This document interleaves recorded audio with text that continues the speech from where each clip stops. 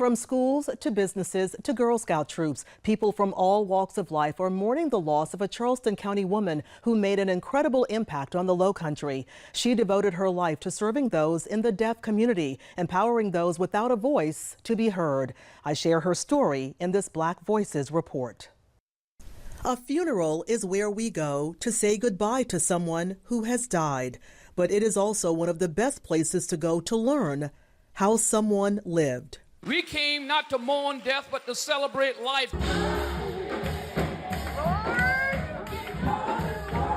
Sonia Pagan of Hollywood found joy in serving the deaf community. She taught more than 1,000 people from across the country how to communicate without saying a word. Rochelle Wright is one of those who took sign language classes under Pagan. So I sat there and she gave us a lot of information about deaf culture.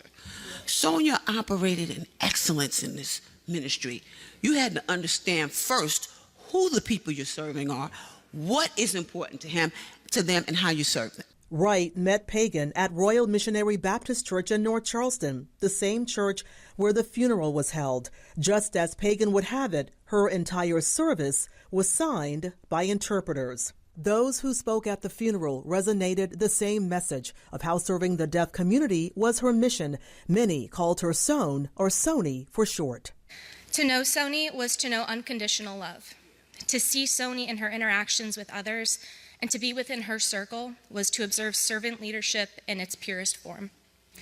Sony was the first to volunteer for things, the one who scheduled her personal appointments around those of the students whom she served, the person who tirelessly dedicated herself as a conduit of communication and faith for all those around her. Dr. Mia Rosenberg worked with her in the Berkeley County School District, where she interpreted for a deaf student. Pagan got the urge to learn sign language one Sunday during church. She said something compelled her to connect with individuals who were deaf. She could hear and speak perfectly fine, but became deeply passionate about helping those who couldn't. Reginald Hughes of Palmetto Goodwill witnessed her dedication firsthand. Almost 4 years and 7 months ago, Sonia started our ASL classes with Palmetto Goodwill. So just to show you the impact, we did our classes on Zoom.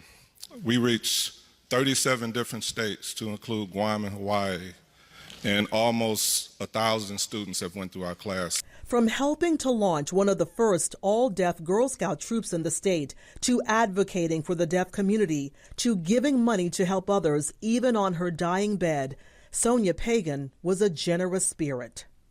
A choir of deaf performers signed the words to the gospel song, "O Lord, how excellent," to sing her praises.